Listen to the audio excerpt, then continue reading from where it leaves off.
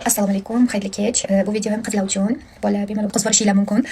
Men bitta narsa aytib o'tmoqchiman qizlar. Ko'pchilik so'rayapti, so'rab yozganinglar uchun. Oxirgi paytda konsertlarda qatnashayotgan, ya'ni ishtirok etayotgan konsertlarimda ko'ylaklar, kostyumlarim men uchun maxsus tikilyapti.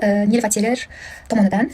Men ular bilan bir oy bo'lib qoldi ishlayotganimga. Men juda ham qidirdim, o'zimga mos shunaqa aytsalar topdim. Почти 1 yildan oshuv men juda ko'p qidirdim. Hozirgi kunda ishlayotganimizga bizlarni 1 oy bo'ldi, juda ham mamnunman. Juda ham yoqdi.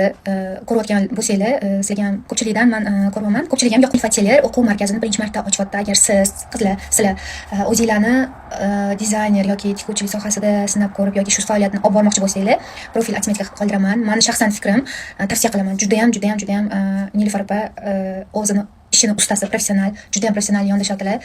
Hech ham nima desam bo'ladi? Mamnuniyatsizlik bo'ladi-ku. O'shunaqa narsa bo'lmadi menda.